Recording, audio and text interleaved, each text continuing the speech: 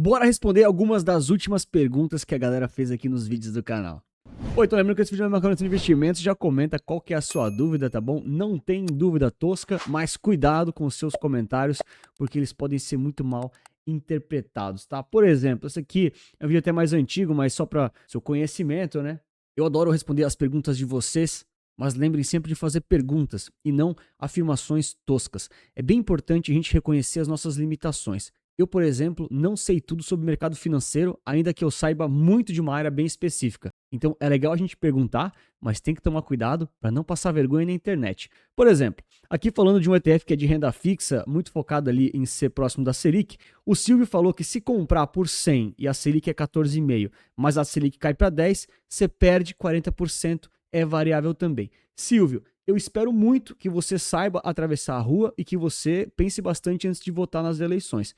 Qual o problema da afirmação dele? Primeiro, não é uma pergunta. Ele podia ter perguntado, podia ter falado na moralzinha, mas ele quis afirmar que você vai perder 40% se a Selic cair. O que acontece, Silvio? Quando a Selic cai, você não perde dinheiro, você apenas deixa de render tanto quanto estava antes. Então, ao invés de render 14% ao ano, vai render 10%, mas ainda vai render. Então, você não vai ter um drawdown na sua conta, tá certo? A única coisa que vai mudar é o quanto o seu dinheiro vai subir. Vai subir menos, mas vai subir, não vai cair. Então tem que tomar sempre cuidado com as afirmações que a gente faz, principalmente quando a gente não entende tanto assim do assunto. E aí a gente tem o outro extremo, né? Que é o Paulo, por exemplo, comentou no mesmo vídeo. Conheci seu canal hoje, nunca investi em ETF, sou um analfabeto nesse assunto. Olha que interessante o Paulo reconhecendo suas limitações de um assunto que ele ainda não conhece.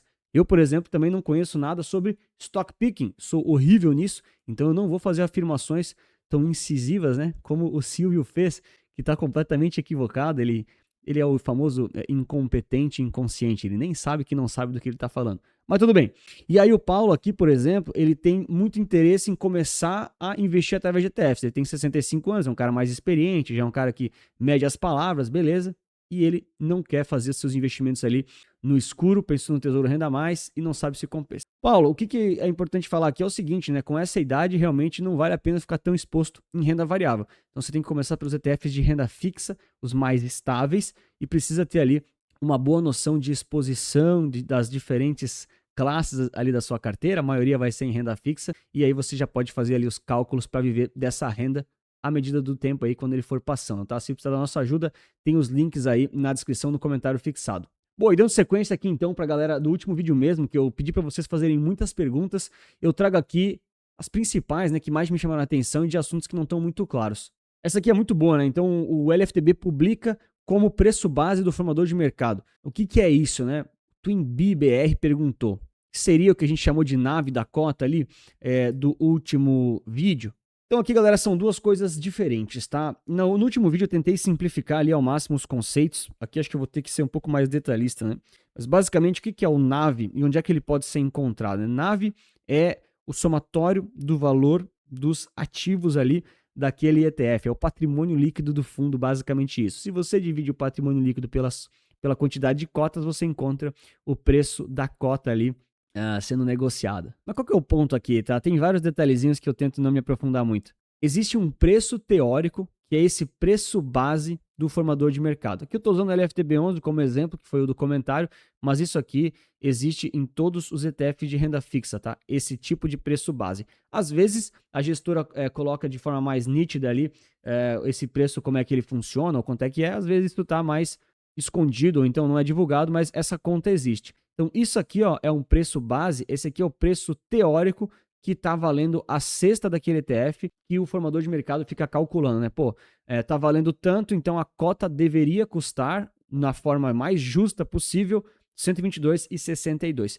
E aí ele coloca um preço de compra e um preço de venda conforme os spreads que ele calculou e conforme os spreads que ele negociou com a gestora. Então, se é 62 aqui, né? O preço teórico, ele vai tentar comprar um pouquinho mais barato e vender um pouquinho mais caro. Esse aqui é o trabalho do formador de mercado. Isso aqui que importa na realidade, né? Você tem então esse preço teórico de 62 e você pode então comprar lá no 69, tá? Então o formador está vendendo lá no 69, você vai ter que comprar um pouquinho mais caro, ou então você vai vender um pouquinho mais barato ali no 55. Esses são os piores casos, vamos dizer assim. E aí o restante da pergunta, né, esses ETFs que investem em títulos do Tesouro sofrem influência de marcação no mercado? Sim, sofrem sim, tá? E depende muito de quanto que é esse tipo de investimento, se esse tipo de ETF ele tá com mais títulos de longo prazo, a marcação ao mercado vai ser maior, se ele é de mais curto prazo, ela vai ser menor, mas sofre sim essa influência, tá bom? Bom dia, será que o ETF IVVB11 tem possibilidade de diluir o valor, pois a cota hoje está R$ 424 reais? Enfim, sim, tá, tem a possibilidade de ter o famoso split, né, a divisão ali do valor da cota, né? Então é possível que isso aconteça, mas aí depende de uma série de questõezinhas, né? E aí até a galera já comentou ali embaixo, ó, tem outros tipos de ETFs que fazem a mesma coisa, que são mais baratos, às vezes é o que você está procurando, não sei se faz sentido para sua realidade ou não, mas ali você muitas vezes consegue uma solução que é mais fácil de comprar, né? Que não é, pô, R$ 424 reais versus ali, ó, R$ 17 reais. É bem mais acessível para ter a mesma exposição. Mas sim, é possível que tenha o split, só que depende de um montão de coisas, então não é muito comum. Estou 100% em ETFs irlandeses, ETF de renda fixa no Brasil, simplicidade total, para eu usar tempo para ganhar mais dinheiro, ao invés de tentar estudar os ativos individualmente, correr o risco de perder 91% das vezes para o índice, né? Cara, esse cara aqui tem um canal gigante do YouTube, cara, show de bola. Wesley lá do Krav Maga, né? Enfim, defesa pessoal, né? Aquela parada de luta, eu não entendo nada disso. Ele sempre comenta aqui, a gente tem uma extensãozinha que mostra os inscritos do cara, 3,27 milhões de inscritos, cara, é gigante no YouTube, e ele entendeu totalmente o jogo. Ele sabe que vai ganhar muito mais dinheiro com, cara, YouTube, Krav Maga, os negócios dele, que eu não sei quais são, eu não conheço, mas obrigado pela audiência, tamo junto, do que tentar ficar batendo o índice, sabe? Isso funciona para qualquer pessoa, né? É basicamente isso aqui que todo mundo tem que entender. E aí ele opta pela saída dos ETFs irlandeses, que tem eficiências tributárias maiores, tem um pouquinho mais de complexidade para você comprar lá fora, depende um pouquinho do seu aporte, mas é uma ótima solução, muito boa. E ETF de renda fixa no Brasil, cara, a gente conversa toda hora sobre isso aqui, show demais, super bem encaminhado e, cara, tenho inveja aí, os caras com 3 milhões de inscritos no YouTube, a gente tem um pouquinho de inveja, né? O marketing aqui ainda tem que melhorar demais para chegar nesse nível. Olá, o Valdir, ó. Toda vez que vocês comentam muito aqui no canal, vocês recebem esse selo aqui, ó, tá? É um dos top comentadores aqui do canal. Valdir, grande abraço, cara. Tamo junto. Ele fala que a aula foi muito boa, o brabo dos ETFs voltou com ótimos vídeos. Tamo junto aí, quando dá eu faço, né? Não tenho mais tanto tempo, cara. A minha agenda tá meio ocupada ultimamente. E aí ele comenta o seguinte, né? ETF Revolução dos Investimentos, maravilha. E aí ele fala o seguinte aqui, né? Se investir em ETFs de acumulação que não pagam dividendos, eles reinvestem em dividendos. Daí fica aquela pergunta, né? Como saber o quanto e qual o valor do dividendo reinvestido? Cara, basicamente aqui, ele falou tamo junto e tal, cara, tamo junto você aí, né, um dos top comentadores do canal, show demais. Como é que você consegue saber, né, o quantos por cento daquela cesta pagou de dividendos e quanto que reinvestiu? Porque como é acumulação, você não recebe nada. Ali você pode fazer o seguinte processo, né, você tem que olhar qual que é o índice que o ETF está comprando e ver o dividend yield do índice. E aí você sabe que ele foi reinvestido. Esse não é um processo muito simples, ele é meio chatinho, tá bom? Mas é a forma de você saber, pô, esse índice teve tanto de dividend yield. É porque ele teria pago se você tivesse comprado individualmente os ativos. Então, sei lá, o Ibovespa, qual que é o dividend yield do Ibovespa? Você tem lá um número. Esse é o número que foi reinvestido nas cotas dos ETFs de Ibovespa, por exemplo, tá bom? É uma forma de você saber, mas eu não foco muito nisso. Eu acho que é um esforço um pouco desnecessário, porque a gente sempre sabe que o retorno dos investimentos é o retorno total, que é dividendos mais valorização da cota. Então, quando a gente olha de acumulação, já está ali embutido, já está tudo certo e é isso que importa, tá bom? Valeu, Valdir, abraço e lembrando, né, pra galera, deixar o like e se inscrever no canal para mais vídeos como esse. E se vocês comentarem muito, vocês vão ganhar aqui o selo e o Valdir vai perder, né? Galera competindo aí, né? Olha lá, quando o ETF aumenta de preço, ele pode ser dividido? Sim, é a mesma questão aí do IVVB11, perdão. Ele pode sim ter esse split, né, essa divisão em relação ao preço da cota, só não é tão comum. Vai lá, Garibaldi. O formador de mercado, o market making ali, né? Ele paga taxa de corretagem na compra e venda dos ativos para manter os preços alinhados ao valor do ativo real? Cara, essas perguntas são muito específicas, tá? Eu não sou formador de mercado, eu vou tentar trazer um formador aqui pro canal, né, lá da UBS, não consegui ainda, mas eles pagam taxas de corretagem em alguns casos, só que não é como a gente, tá? Se você for no site da B3 e for estudar lá, por exemplo, como é que você faz para virar formador de mercado do mini índice, cara, primeiro que você tem que ser contratado, né? Enfim, tem que ter uma infraestrutura gigante por trás, mas você tem desconto em praticamente tudo, tá? Tem várias coisas que a B3 não cobra de você para você ficar lá criando ordens, apagando ordens. A sua pergunta foi em relação à taxa de corretagem, tá? Mas quando são investimentos assim complexos, só para você mandar uma ordem e postar uma ordem no book, não é nem comprar o ativo, é só postar uma ordem, não é nem comprar. Só por fazer essa comunicação por API, você às vezes já tem custos, tá? E aí, quando é formador de mercado, eles isentam de um monte de coisa. Então, é bem mais barato para eles. Pode ser até de graça, em alguns casos, a corretagem em si. E aí, enfim, tem as outras complexidades, até porque o formador de mercado, às vezes, ele compra os ativos e segura, né? Ele toma risco direcional se ele desejar. Isso é muito complexo. De qualquer forma, aí, não é tanto nossa realidade. No ETF de renda fixa, como tem pouca liquidez, ficamos refém do market maker, pois ele põe ordens de venda fixa e eu, ao colocar uma ordem de compra 2 a 4 centavos abaixo, ele não puxa. ETF de renda fixa, pouca liquidez. Então, primeiro, né, depende do ETF que você está falando, isso é um comentário muito genérico. Então, cara, tem que olhar exatamente aquele ETF que você está olhando, né? E se é um ETF que só sobe, tipo o LFT S11, por exemplo, se você coloca ordens para baixo, tem que ter alguém querendo vender para você, né? Se você deixar a ordem pendurada. Então, tem que olhar muito cada caso, tá? E o market maker ele vai evitar ao máximo puxar o preço para baixo para te agredir. É você que tem que agredir ele. O market maker ele tá lá com a liquidez. Você tem que ir lá comprar dele ou vender dele, assim por diante. Só que o market maker ele só é realmente mais usado nos ETFs que têm pouca liquidez. Mas tem ETFs com muita liquidez que tem vários market makers que você consegue deixar a ordem pendurada e alguém vai te agredir, entendeu? A gente olhou ali o exemplo da Investo agora há pouco. Assim, o market maker está lá, mas é um ETF muito líquido. Então, se você colocar as ordens mais próximas do preço, né, longe do market maker, alguém vai te agredir ou você consegue comprar bem mais barato ou vender bem mais barato também. A marcação a mercado dos ETFs de renda fixa é igual ou difere da marcação a mercado dos títulos IPCA+, né? Se o potencial de captação dessa marcação a mercado difere no que difere. Bom, a marcação a mercado é uma conta matemática que vai basicamente olhar, né, quantos por cento o título, né, a taxa do título varia e qual a duration daquele investimento. Então, se você tem um tesouro direto de longo prazo, em que a duration, por exemplo, é 15 anos, é um exemplo, e as taxas variam 1, isso vai ter um impacto na marcação a mercado.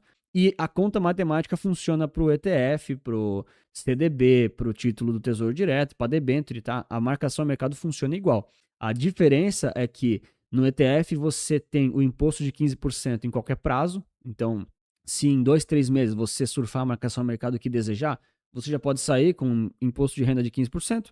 Isso é meio complexo, mas tem gente que quer fazer, beleza? E você também tem a vantagem ali de que na hora que os ETFs forem girando os títulos, você não vai pagar imposto de renda, né? Então, quando você compra o Tesouro IPCA+, e ele vencer, tudo bem, você vai surfar ali a marcação a mercado, se vai entrar, se vai segurar, não importa muito, beleza? Mas você vai pagar imposto de renda quando ele vencer, né? O ETF não, ele vai só trocar o título e aí você se beneficia ali desse giro isento. Hoje tô só com ETF, perdi muito dinheiro com ações. Rapaz, acho que é uma das coisas que eu mais escuto na consultoria ou na galera que entra na central, tá? Basicamente é sempre a mesma história, né? Pô, os meus fundos imobiliários não andam nada. Pô, perdi muita grana com ações. Pô, não consigo decifrar o mercado sozinho. Cara, ninguém consegue, tá tudo bem. Isso aqui é muito comum. Eu também já perdi muita grana no mercado, já fiz muita cagada. Um dia, quem sabe, eu conte a história aqui. Mas esse aqui é o caminho natural, tá, Paulo? Então, você já tá no caminho certo aí, você já tá totalmente consciente, show de bola. E agora é só realmente gerenciar o plano e seguir nesse caminho. Excelente vídeo, podia fazer uma comparação de janelas móveis entre os índices. Cara, essas janelas móveis, né? Primeiro, isso aqui ninguém entende, tá? Acho que 1% da minha audiência, que já é muito qualificada, entende. E no final das contas, não é isso que poderia, assim, só guiar os teus investimentos, sabe? A gente consegue ver pelos índices que existem alguns desses ETFs que são um pouquinho mais voláteis e alguns que são menos voláteis. Aí vai da sua estratégia querer a exposição um pouco maior a um ou um pouco maior a outro. No final das contas, o resultado líquido deles é bem parecido ali no longo prazo. Um deles vai ser um pouquinho mais volátil, o outro um pouquinho menos, mas não tem necessidade de ir tão a fundo assim aqui, tá? Parabéns pelo vídeo, Anthony. Valeu, a nós, abraço. Quero começar a investir em ETF de renda fixa, mas tenho duas dúvidas. Vocês percebem como as pessoas têm dúvidas, e é normal ter dúvidas, mas não é normal fazer afirmações assim, incoerentes como os caras lá do início do vídeo? É engraçado isso, né? Enfim.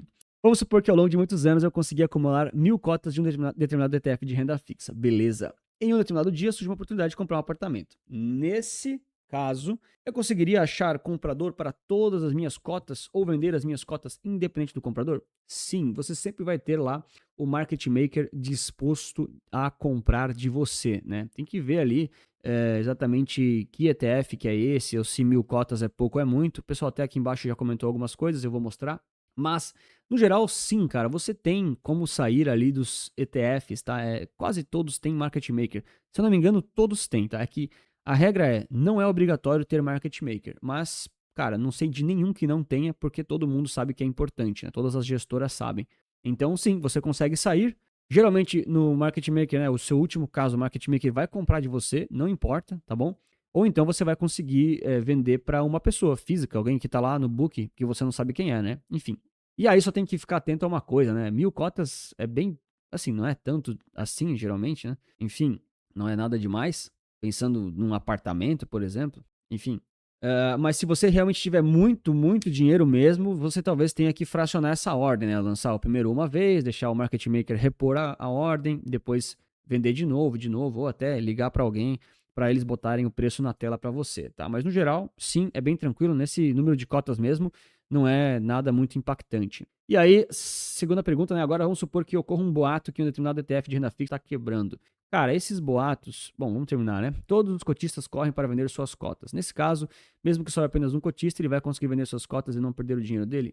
Sim, é exatamente isso. O que acontece, né? Então, se todo mundo vender as cotas no desespero, o market maker vai ficar muito feliz em comprar. Ele vai comprar cotas baratas e vender os ativos em outras pontas, tá bom? E aí sim, vai ficar apenas você e o market maker naquele ETF, só vocês dois, e você vai poder vender para ele, tá? Claro, nesse caso, provavelmente a gestora iria encerrar o fundo, porque não é viável só uma pessoa no fundo, né? Não vai dar retorno nenhum. Mas você não iria perder o seu dinheiro. Você, basicamente. Cara, o ETF continuaria seguindo o índice normalmente. Claro que se o índice que o ETF segue cair, né, se os ativos realmente desvalorizarem, não é o ETF em si, eu estou falando dos ativos que compõem o índice, daí ele naturalmente vai cair. Aí não tem nada a ver com os cotistas entrando em pânico ou não, tem a ver com o mercado financeiro desvalorizando. Mas se só ficar você sempre vai poder sair ali com o market maker ou até mesmo ficar investido se você desejar, tá bom? Então, nesse sentido, é super tranquilo. É diferente de um fundo convencional, né? Se os cotistas vendem desesperados, o fundo implode. O ETF não. Como tem um market maker, ele fica ali controlando essa liquidez e controlando ali basicamente o quanto o índice, o quanto o preço está próximo ali do índice. E aí a galera até comenta, né? Deixar um abraço pessoal aqui pro João também. Cara, esse aqui acho que foi o primeiro cara que realmente acompanhou aqui o canal desde o início mesmo. Também tem aqui ó, o top commenter. Show demais, cara. Abraço, João, tamo junto. Não consigo responder todos os comentários que ele manda, mas eu sempre tô de olho, cara. E aí aqui o Flávio Augusto, acho que é o bilionário, né? Quem conhece aí o bilionário Flávio Augusto? Ele respondeu aqui no geral aquelas coisas que eu falei agora, né? Até foi um pouco mais detalhista, né? Pô, 1000 cotas não é tanto assim, você vai conseguir fazer essa saída tranquilo. E aí que esse boato ali do ETF simplesmente quebrar não faz muito sentido, né? Mas aqui o resumo é realmente esse, tá? Basicamente o market maker vai controlar essas vendas e o desespero das pessoas, ele vai continuar seguindo o índice e você pode ficar tranquilo em relação a isso.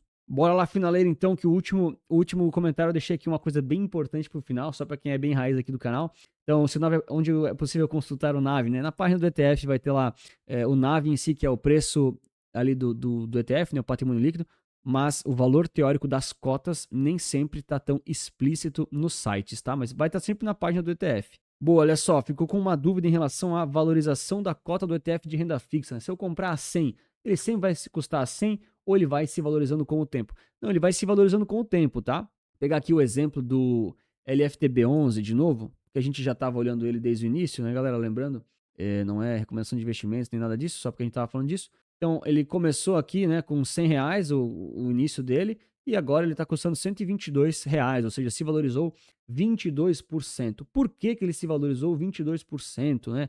Como o ETF de renda fixa se valorizou, Anthony? É porque aqui atrás, quando ele foi lançado, galera, aqui no início, né? Sempre gosto de esperar o ETF ser lançado alguns dias antes de sair comprando, tá? Fica a dica. Então, aqui dentro, ó, ele tinha, por exemplo, sei lá, 11 ativos, por exemplo, tá? É um exemplo para ficar bem fácil de vocês entenderem. Desses 11 ativos, 10 eram LFTs, que é aquele título que só sobe, e um ativo era aquele IPCA+, de longo prazo. Beleza. Com o passar do tempo, o que, que aconteceu aqui? Por que, que eles se valorizaram? Porque os 10 ativos, eles foram se valorizando lá no Tesouro do, né, o título público, né, que tem, enfim, que emite ali esses títulos LFT, né, que o Tesouro faz a emissão da renda fixa. Então, naturalmente, as LFTs foram se valorizando. E aí, dentro do ETF, o preço médio delas também foi subindo. E aí, o market maker foi controlando essa subida. Toda vez que caía, ele comprava e vendia lá numa outra ponta. Toda vez que subia muito, ele podia vender e recomprar em outra ponta, tá? Esse processo é meio complexo, mas isso aconteceu.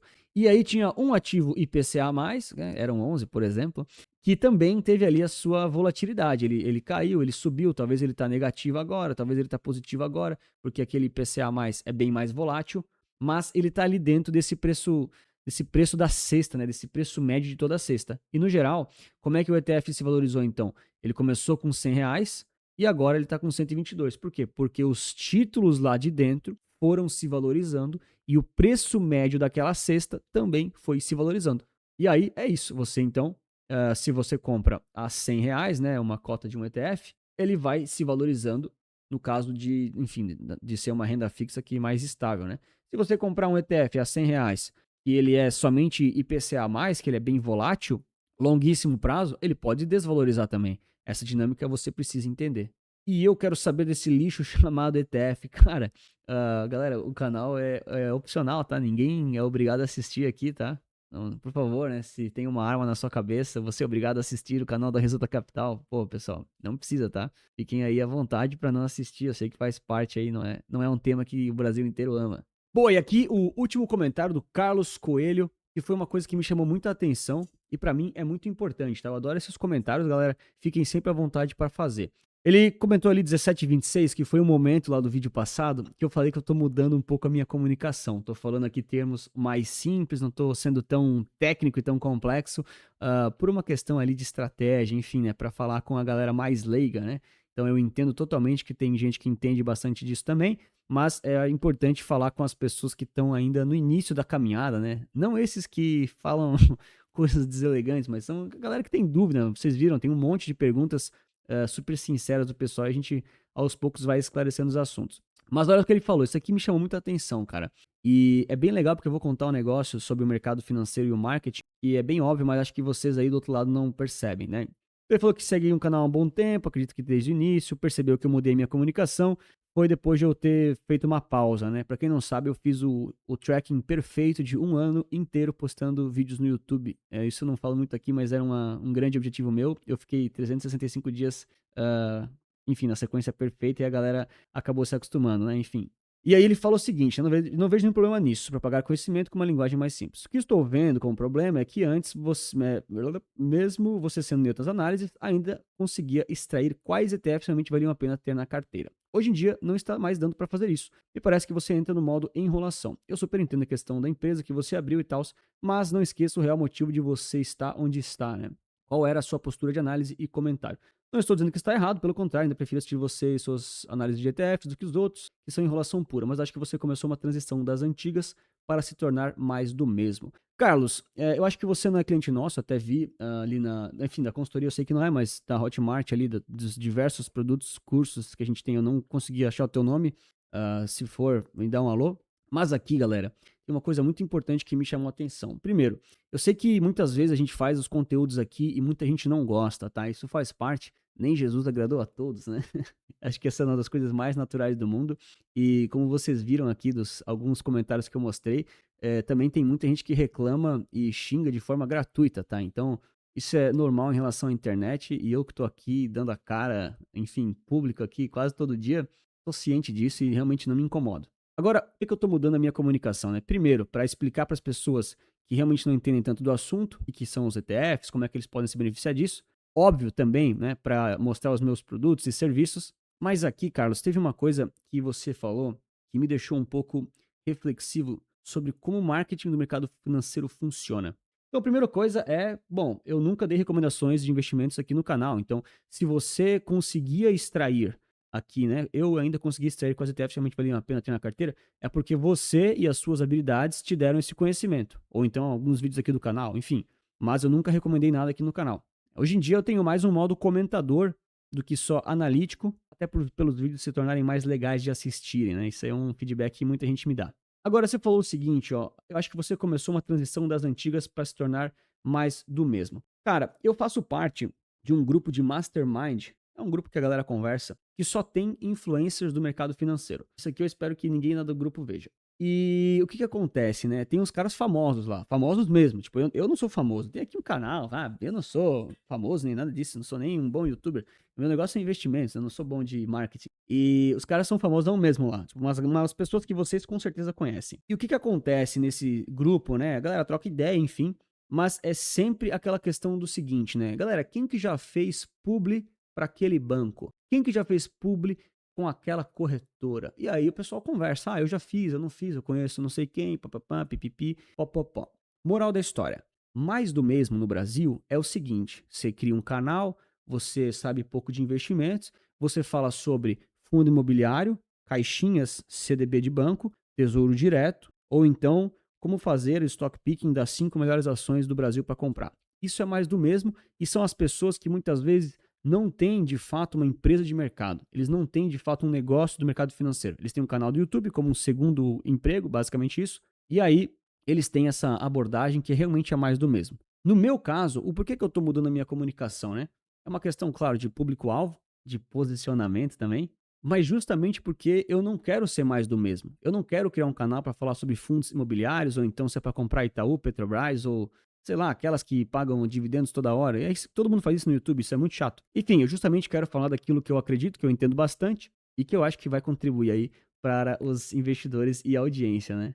E até reforçando, né, pessoal, eu não vou fazer recomendações aqui no YouTube de forma aberta por diversos motivos. Então, cara, eu larguei meu emprego CLT, estabilidade para abrir a minha empresa, dar a minha cara aqui, trabalhar 16 horas por dia, para realmente eu ter as minhas opiniões e eu ter os ativos que eu recomendo de forma muito clara nos produtos e nos serviços que eu tenho. Então, às vezes a galera fala, pô, você tá enrolando, ou então você tá escondendo. Não, eu não tô. Tá tudo lá dentro. Tá tudo nos serviços, nas carteiras ou nos outros conteúdos. Até porque esse é o meu trabalho, né? Eu larguei tudo, vim aqui dar exposição de imagem e também corro riscos, né? Abrir uma empresa é correr riscos financeiros, enfim. Então, eu não entendo essa parte de ser mais do mesmo ou então de ser modo enrolação. Aqui o meu papel real é o seguinte: primeiro, eu divulgo a minha empresa, os meus produtos e serviços, mas eu também crio reflexão nas pessoas. Eu sei que os meus conteúdos não são os melhores no sentido de vender. Por exemplo, se o Carlos acompanha o nosso canal desde o início e ele ainda não virou o meu cliente, significa que tem algo de muito errado comigo ou com os meus produtos, porque ele gosta do conteúdo, ele gosta de mim, mas ele nunca comprou. Então, tem algo estranho que está acontecendo. Mas de alguma forma, eu gerei a reflexão que eu quero gerar. Ele segue pensando, pô, realmente, as coisas que ele fala fazem sentido, talvez esse caminho seja melhor para mim. E aí você pode seguir sendo nosso cliente ou não, enfim, continuando tendo as reflexões ou não, aí é uma decisão muito pessoal de cada um. Mas o meu papel é esse, é divulgar o meu trabalho e para quem quiser ter mais acesso a ele, né? Aí tem os links, enfim, mas também gerar esse tipo de reflexão e provocar alguns pensamentos diferentes nos investidores, porque o mais do mesmo era só falar sobre fundos imobiliários ou então sobre as ações que mais pagam dividendos. E aí realmente eu, enfim, não gosto muito disso. E eu entendi totalmente o comentário, Carlos, é um pouco chato às vezes, né? A galera quer assistir, que vem um negócio totalmente pronto e feito, mas é isso realmente eu não posso fazer, porque é um desrespeito com todos os clientes da Resulta Capital e Wealth. Lá eles literalmente pagam para ter a minha opinião e para ter tudo aquilo que eu penso e que eu falo sobre determinados ativos e também sobre determinadas carteiras das pessoas. E aí eu sempre explico isso com a maior paciência do mundo, né? Se os outros youtubers, eles dão aulas e eles explicam tudo em 40 minutos e te fazem recomendações gratuitas de carteiras e ativos de graça no YouTube, de duas uma, ou eles estão fazendo publi para alguém, não sei quem, não sei como funciona, eu nunca fiz e nunca farei, ou então o produto é você, né, que fica ali assistindo isso tudo e na realidade eles são bons de marketing, mas não tão bons de investimento. Aí eu vou só fazer uma correção, tá? Uma vez eu fiz uma publi para uma empresa, era uma divulgação do Tomorrowland Brasil. Foi a única vez que eu fiz publicidade e diz lá no post claramente, né? Publicidade paga. Aí eu divulguei o Tomorrowland Brasil. Quem viu esse vídeo, quem assistiu esse vídeo, comenta aí embaixo, né? Isso aqui é só pra quem é muito raiz do canal. Foi uma das coisas mais aleatórias que eu já fiz na vida. Bom, galera, então é isso. Acho que consegui responder várias das perguntas de vocês. Se quiserem, mandem mais. Eu não sei se esse vídeo aqui vai ter um desempenho muito bom. Eu acho que ele ficou meio chato, mas, enfim, a interação que vocês comentaram foi bem legal. Se o resultado for bom, eu posso fazer mais vezes. E, claro, quem tiver interesse sobre saber mais sobre nossos produtos e serviços educacionais ou então consultoria, a gente tem alguns links ali embaixo. Você pode considerar começar ali pela Central Resulta Capital. A gente tem as carteiras recomendadas, tem suporte diretamente comigo e também tem todo o treinamento completo para quem quer aprender a analisar os ETFs, como é que eles funcionam, vantagens tributárias, montar carteira e assim por diante. E para quem quer saber o vídeo que gerou todas essas perguntas, ele está recomendado aqui, né? Que é basicamente como um ETF se valoriza. Um grande abraço, muito obrigado pela sua inscrição, seu like e lembre-se sempre que investir certo resulta capital.